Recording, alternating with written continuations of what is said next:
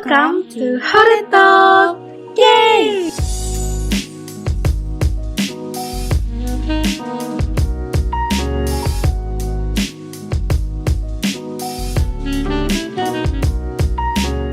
Assalamualaikum warahmatullahi wabarakatuh. Halo teman-teman, selamat datang dan selamat mendengarkan podcast Hore Talk pada siang hari ini. Podcast Hore Talk adalah podcast yang berisi tentang apresiasi dan merayakan prestasi yang diraih oleh Civitas Akademika FMIPA UNS. Perkenalkan, saya Risma Nurfaida dari Prodi Matematika Angkatan 2019. Dan rekan saya, Gigi Brantasyaharani dari Fisika 2019. kami dari Kementerian Karya dan Potensi Mahasiswa BEM FMIPA UNS 2020. Nah, teman-teman, di sini kita akan membahas tentang pandemik yang tengah mewabah saat ini. Yap, betul, yaitu coronavirus disease atau COVID-19. Di sini kita akan berbincang-bincang dengan dua narasumber yang hebat, di mana mereka memunculkan sebuah ide untuk ikut serta dalam menangani virus corona ini. Jadi sebelumnya, kita review sedikit tentang bagaimana virus corona datang di negara Indonesia ini.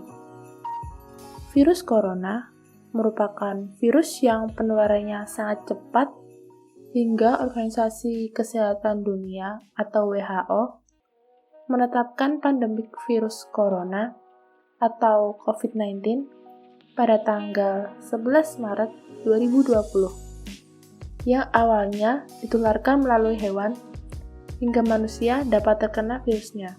Virus ini sendiri sampai sekarang belum ditemukan vaksin untuk mencegahnya, sehingga pemerintah menggalakkan PSBB atau pembatasan sosial berskala besar, social distancing atau pembatasan sosialisasi, dan physical distancing atau pembatasan secara fisik. Ya, benar banget, Riz. Kita juga diwajibkan oleh pemerintah untuk selalu mencuci tangan menggunakan sabun atau antiseptik. Tujuannya yaitu untuk memutus rantai penyebaran virus, juga membantu tenaga medis agar tidak ada penambahan korban lagi. Nah, teman-teman, kita ada contoh nih dari dosen dan mahasiswa UNS sendiri yang berkontribusi dalam pandemi COVID-19 dengan membuat sebuah alat yang dapat digunakan untuk membantu mengatasi dan memutus rantai penyebaran virus yang berbahaya ini. Oke, langsung saja yang pertama dari Departemen Prodi Fisika dengan narasumber kita, Bapak Ahmad Marzuki, SSI, PhD. Halo Pak. Yes. Bagaimana kabarnya Pak? Alhamdulillah baik. Ya, gimana kabarnya? Siap, baik-baik ya? Ya, Di rumah atau di kampus nih? Kampus ya? Oke. selalu di rumah. Ya, sehat ya. Nah, Bapak Ahmad Marzuki ini merupakan dosen dari Prodi Fisika UNS yang berkontribusi dalam pembuatan ventilator untuk korban virus yang susah bernafas. Wah, benar-benar hebat banget. Terima kasih, sama-sama Mbak ya.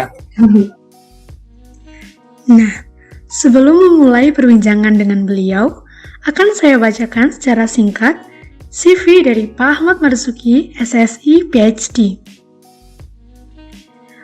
Pak Ahmad Marzuki, SSI, PhD, lahir di Demak pada tanggal 8 Mei 1968. Beliau merupakan staf pendidik dan dosen di Prodi Fisika, Fakultas Matematika dan Ilmu Pengetahuan Alam, Universitas 11 Maret. Beliau menempuh pendidikan S3-nya di University of Leeds di bidang fotonik material tahun 2003.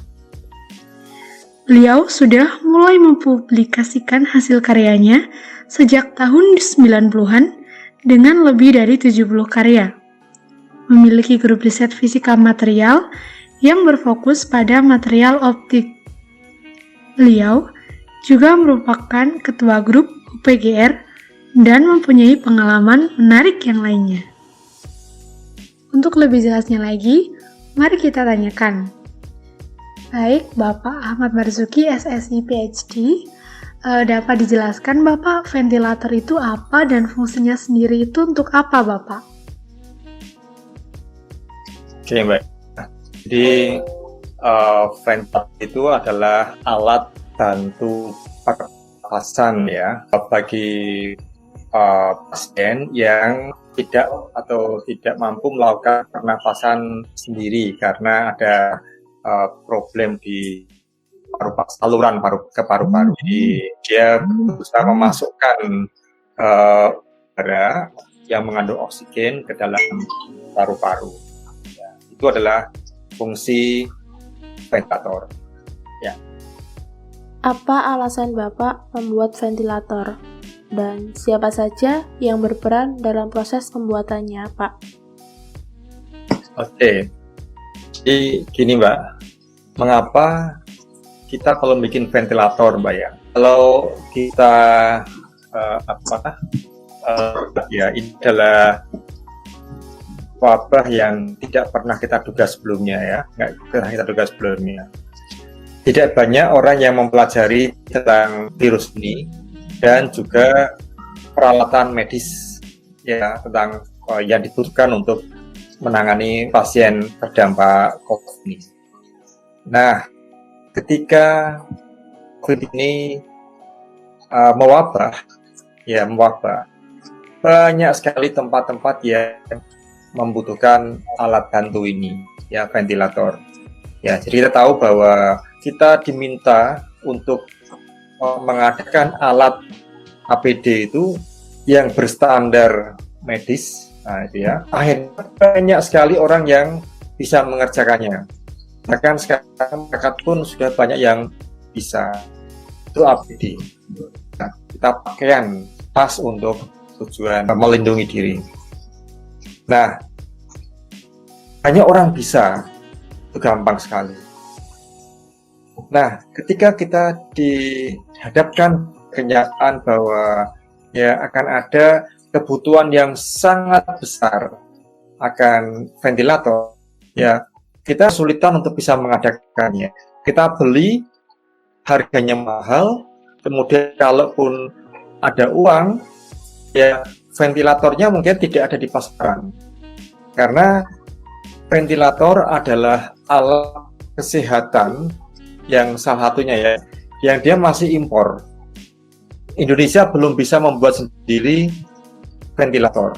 Kita mungkin beli ke Cina, ke Eropa, dan sebagainya. Sementara yang terjadi adalah di Cina, di Eropa, mereka memenuhi kebutuhan sendiri. Ya, atau mungkin kalau setelah Cina mungkin banyak membuat ventilatornya, ya mengirim ventilatornya ke Eropa, dari Itali, ada Spanyol, macam-macam, dan sekarang mungkin ke Brasil. Nah, kalau kita itu tidak berusaha untuk belajar membuat ventilator, terus siapa? Ya, tidak ada seorang ilmuwan pun mungkin yang khusus dia mendalami ventilator.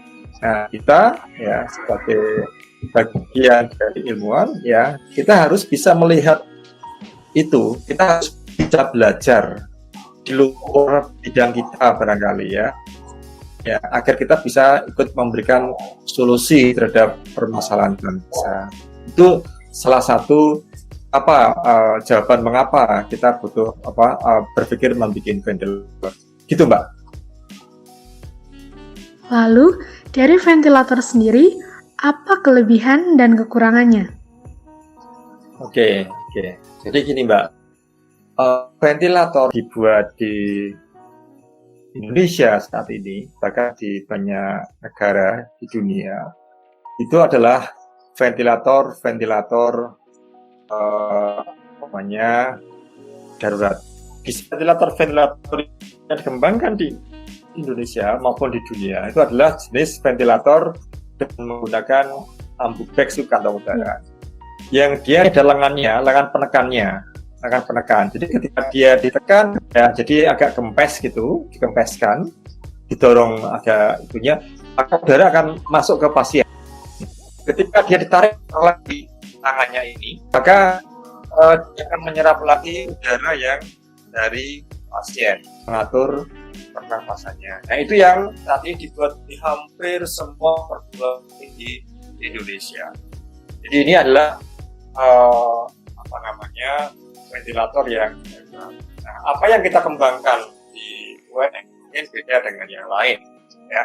Jadi kita berusaha mengembangkan ventilator yang dapat digunakan secara darurat, namun juga dapat digunakan untuk keadaan yang darurat termasuk yang nanti digunakan untuk menggantikan ventilator-ventilator yang di ICU.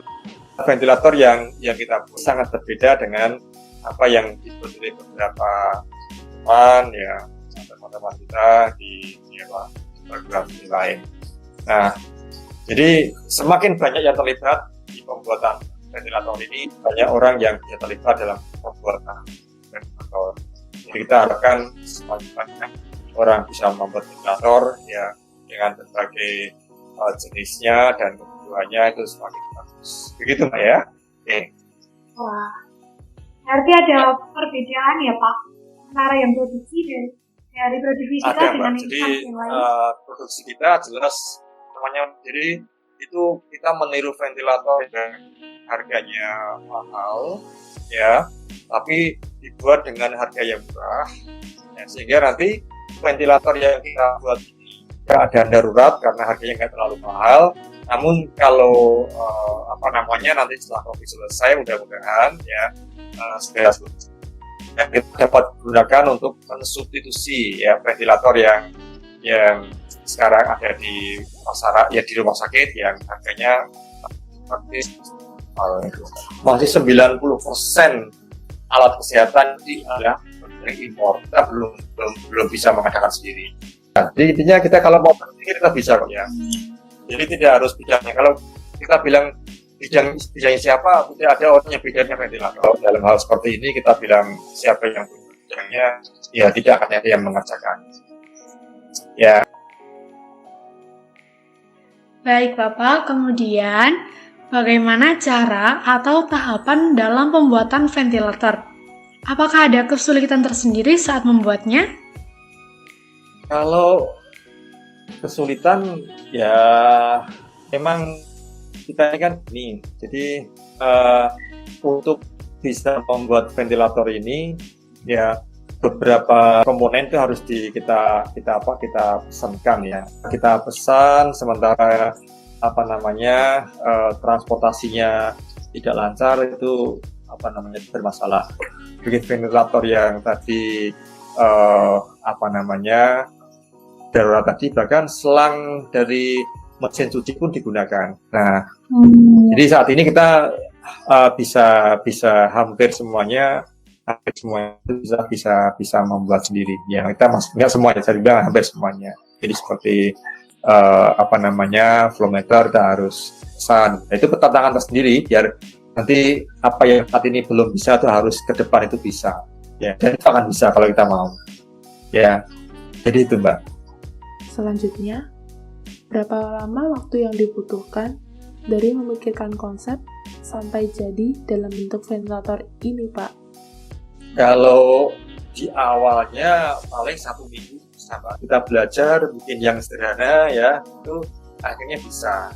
Jadi kita bisa menemukan caranya ya. Memang yang namanya belajar itu adalah tahapan-tahapan ya. Kita belajar, kita membuat konsep, kemudian kita membuat suatu konsep, dan kita akan menemukan suatu permasalahan. Dan itu lanjutlah kita perbaiki lagi. Dan itu terus dan seterusnya sampai sekarang.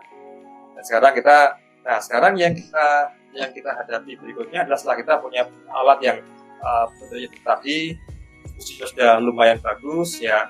Sekarang kita punya permasalahan bahwa alat itu kan akan digunakan untuk pasien ya, manusia. Maka alat itu harus memenuhi standar medis. Nah, sekarang kita ada dalam plan untuk memperbaiki alat yang sudah berfungsi tadi agar alat dapat menjalankan tugas sesuai dengan standar medis. Ya, jadi nanti ada sertifikasi di lembaga persertifikasi ya, lembaga yang dia mengurusi keselamatan alat untuk kesehatan. Jadi kita harus pahami betul dan harus penuhi agar dapat dimanfaatkan. Itu, Mbak. Apakah fungsi ventilator untuk korban yang terjangkit COVID-19, Pak? Oke, fungsinya ya. Jadi seperti tadi saya katakan, Mbak, ini adalah pasien yang mengalami masalah dengan COVID, ya, pas COVID. Itu yang punya permasalahan adalah di pernafasannya. Jadi dia punya problem pernafasan. Ya, jadi yang serang itu adalah paru-parunya. Ya, paru-parunya. Jadi kita tahu bahwa paru-paru itu merupakan organ yang sangat vital ya. Jadi kalau kita paru-parunya bermasalah, ya dia nggak bisa bernafas, maka kita akan bisa mengambil oksigen dan akibatnya fatal ya, bisa sampai kematian. Nah, jadi fungsi ventilator ada dua jalan sini. Jadi ada jalan masuk dan jalan keluar. Nah, oksigen itu dipompakan dari tabung oksigen atau udara menuju paru-paru. Nah, setelah dia masuk ke paru-paru, dia harus diambil lagi, tapi jangan boleh masuk ke tabung oksigen. Ya, nanti dicuci dan sebagainya, dibuang ke udara bebas setelah disaring. Jadi jangan sampai nanti masih mengandung virus SARS-CoV ya 2. Jadi harus dihindari itu. Nah, disinilah fungsinya kita harus punya kemampuan untuk bisa mengatur aliran udara. Kita menggunakan dalam bahasa Inggrisnya valve gitu. Nah, kemudian di sini ketika mengambil udara keluar, ya udah di sini tabungnya nol, harus tertutup sehingga alveolinya itu masih terbuka. Kalau alveolnya tertutup, ya maka paru-parunya kolaps dan pasien bisa meninggal. Jadi kita bisa mengatur tekanan udara ya di saluran ini. Nah, ini volumenya sebenarnya kita nggak boleh memasukkan atau masuk ke sebanyak-banyaknya, sebesar ini nggak bisa. Ya. Jadi bagi pasien COVID, ventilator itu bisa membantu pasien melakukan pernafasan. Jadi bisa seperti normal. Setelah alat ventilator ini jadi, apakah ada langkah selanjutnya, Pak? Seperti pendistribusian atau yang lain? Ya. Jadi saat ini kalau alat jadi secara fisik jadi, ya. Namun saat ini jadi masalah adalah kita harus melakukan sertifikasi di Kementerian Kesehatan. Nah, kita sudah ada industri yang untuk membantu pembuatan ini. Namun semuanya fabrikasi secara massal hanya bisa dilakukan setelah ada sertifikasi. Saya kira sekarang untuk memenuhi sertifikasi itu, Pak. Jadi alatnya secara fungsi sudah oke, cuma standar kesehatan ya ada pemenuhi. Sekarang perbaikan yang ada sekarang adalah dalam rangka memenuhi standar kesehatan. Wah, baik Pak. Terakhir nih Pak, bagaimana ajakan Pak Ahmad Marzuki untuk semua orang agar mengurangi rantai penyebaran COVID-19 ini? Jadi gini, kita harus bisa membuat sistem yang tertutup, Pak. Ya, seorang fisika. Jadi buat kita bagaimana caranya agar virus itu ya tidak bisa masuk kita sudah tidak bisa masuk keluar. Jadi ada dinding yang penularan. Nah, kalau sudah seperti itu ya, jadi pas orang yang isolasi, kemudian virusnya tidak menyebar ke orang lain, maka dia akan otomatis mati. Jadi saran saya adalah ya, kita sekarang masing-masing kita itu harus bisa mengisolasi diri dari orang lain yang bisa kita. Hanya dengan cara itu ya, maka kita bisa menghentikan ya penjalanan penyakit ini. Jadi kita bisa memutus rantai penularan. Itu Mbak ya. Wah, keren sekali perbincangan kita dengan Pak Ahmad Marzuki, SSI, PhD. Terima kasih Bapak atas waktunya, sehingga bisa memberi ilmu untuk kita semua. Dan semoga ilmunya bisa bermanfaat. Amin. Terima kasih Mbak. Seru banget kan perbincangan dengan Pak Ahmad Marzuki, SSI, PhD tadi? Selanjutnya, nggak kalah seru nih, dari mahasiswa FMIPA UNS sendiri, yaitu Mas Burhanuddin Robani, dari Prodi Farmasi, Angkatan 2017. Selamat siang, Mas. Siang semua. Bagaimana kabarnya, Mas? Alhamdulillah, baik-baik. Sehat-sehat. Sebelum berbincang-bincang dengan Mas Burhanuddin, akan saya bacakan CV beliau secara singkat.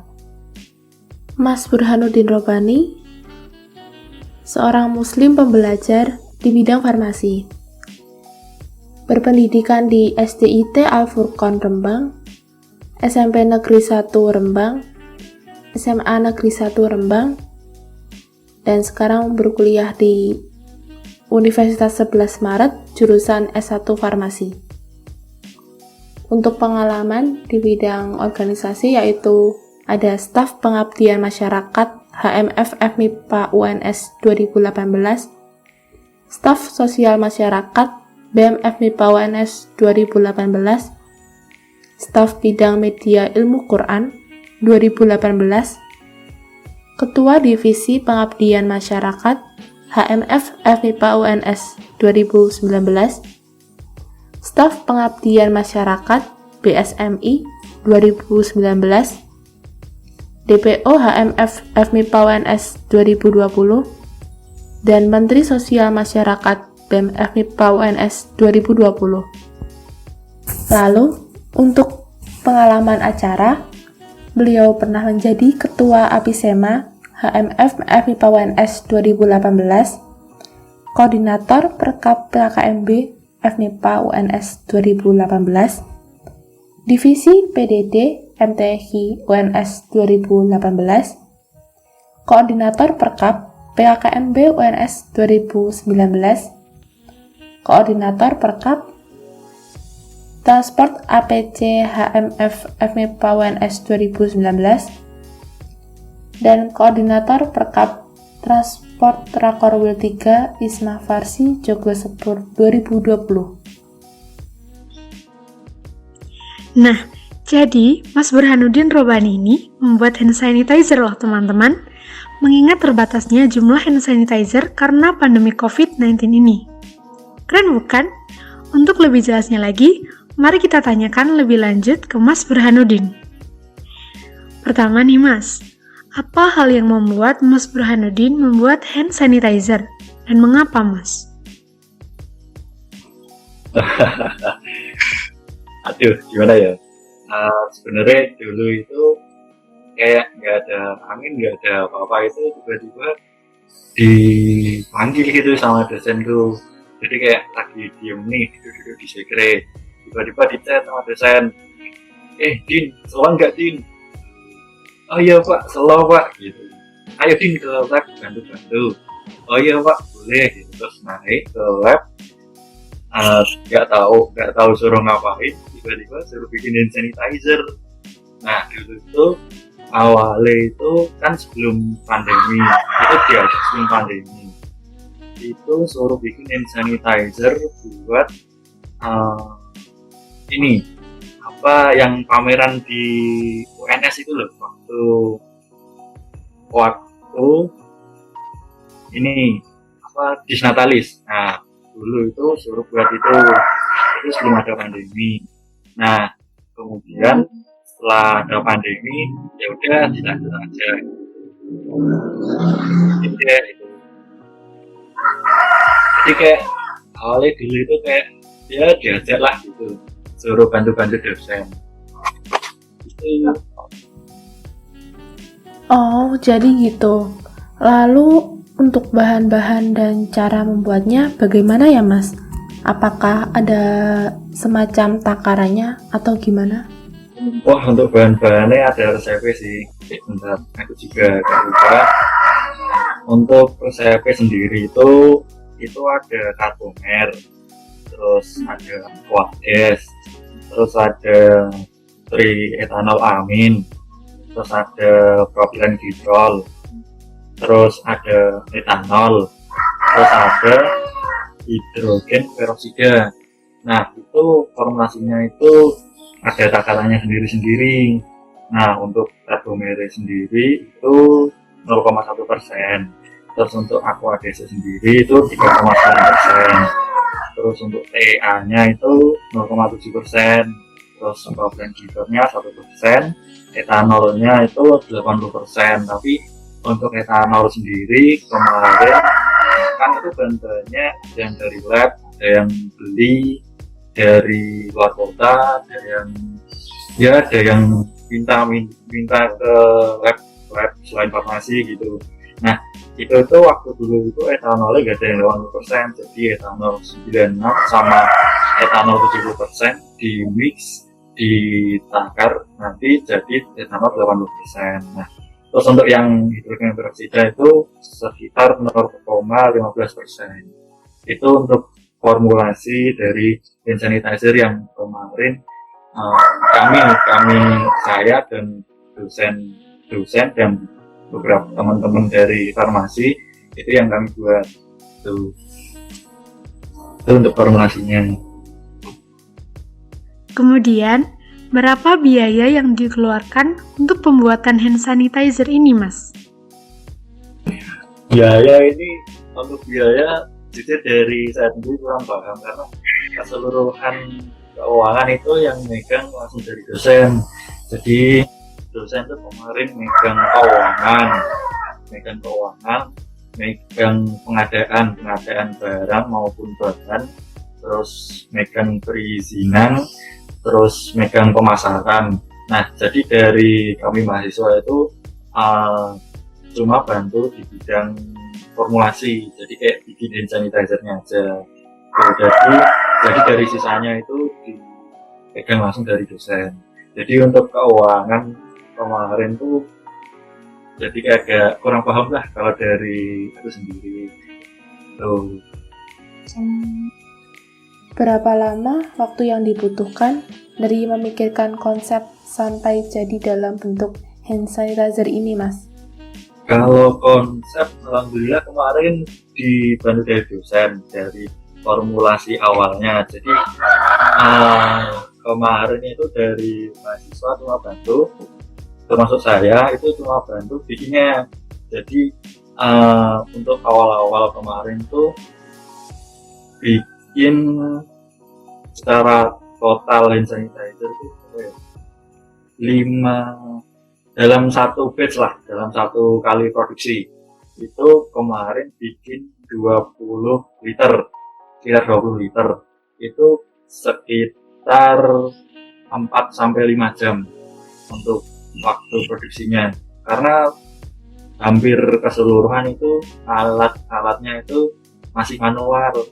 Jadi kayak ya alat-alat dapur lah, ada yang buat ngaduk-ngaduk adonan yang kayak adonan roti itu loh. Nah itu terus pakai baskom, terus masih pakai ya itulah, pokoknya alat-alatnya masih secara keseluruhan manual, jadi masih lama.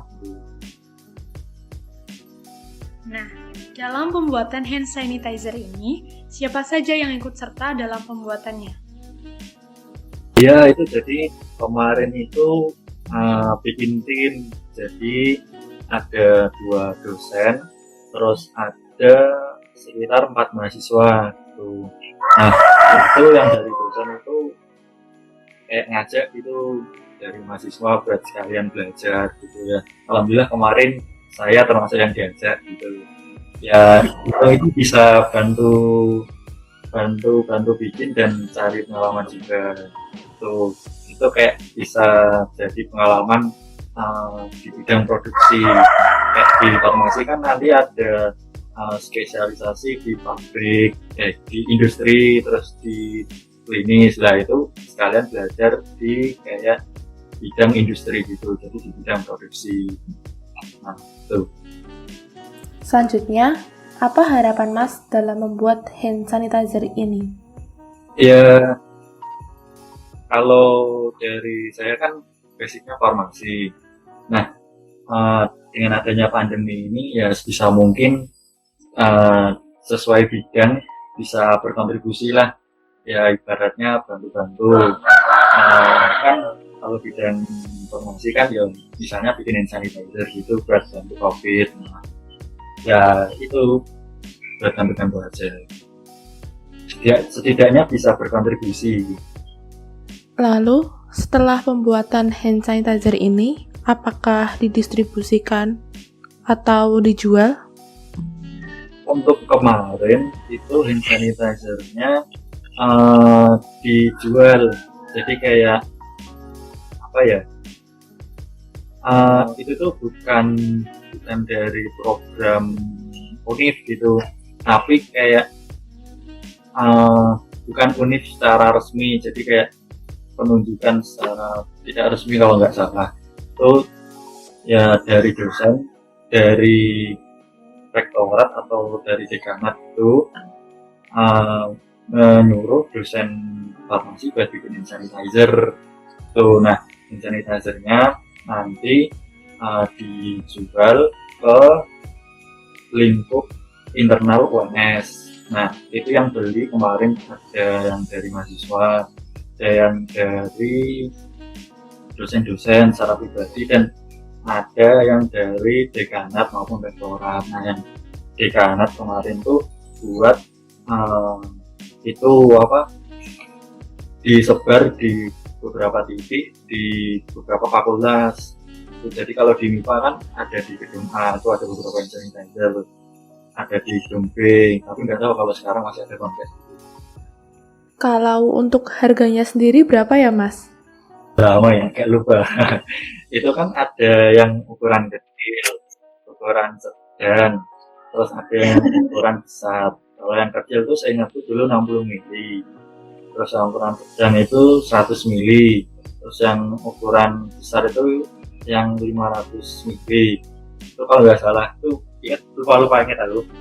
Itu berat berbotolnya itu kemarin itu kalau nggak salah yang kecil itu 25 ribu, terus yang sedang itu sekitar 40 ribu, terus yang besar itu sekitar 60 apa 70 gitu. Itu saya ingat itu sih, kali udah lama juga ya. Berarti sekarang udah nggak memproduksi lagi, Mas? Iya, udah nggak. Dari sebelum bulan puasa udah produksi lagi. Udah lama juga. Oke, terakhir nih Mas. Bagaimana ajakan Mas Burhanuddin untuk semua orang agar mengurangi rantai penyebaran COVID-19 ini? Untuk mengurangi sih bisa mungkin mematuhi ajakan dari pemerintah itu yang ya kalau bisa tetap di rumah aja. Terus kalau misal ada keperluan yang bisa mungkin bisa memakai masker, terus ya selalu ikuti protokol kesehatan, selalu cuci tangan, terus apalagi ya kalau dari saya kan bidangnya farmasi, nah itu bisa mungkin berkontribusi sesuai bidangnya. Kalau saya kan farmasi berarti ya bikin sanitizer gitu. Mungkin kalau yang lain ya sesuai bidangnya lah. Wah, keren banget Mas Udin ini. Termasuk perbuatan mulia loh Mas. Ya, alhamdulillah lah. Baik Mas Burhanuddin, terima kasih atas waktunya dan ide yang luar biasa untuk membantu kita semua dalam menangani virus ini. Semoga menjadi berkah untuk Mas Burhanuddin sendiri dan untuk kita semua. Amin, amin, amin. Nah, teman-teman, udah tahu kan FMIPA UNS punya banyak dosen dan mahasiswa yang berprestasi. Merekalah salah satunya, dan kita wajib bangga. Sekian perbincangan kami dalam podcast mengenai kontribusi FMIPA saat pandemi COVID-19. Kami dari Kementerian dan Karya Potensi Mahasiswa BEM FMIPA UNS 2020 mengajak teman-teman sekalian untuk ikut serta dalam pencegahan virus ini dengan stay at home, physical distancing, social distancing, dan selalu cuci tangan kapanpun dan dimanapun. Ayo, kita bantu tenaga medis dan pemerintah dengan melakukan hal-hal sederhana. Terima kasih karena sudah mendengarkan podcast Horitalk kami. Mohon maaf jika ada salah. Saya Gigi Branta Syaharani dan rekan saya, Risma Nurfaida, pamit undur diri. Wassalamualaikum warahmatullahi wabarakatuh.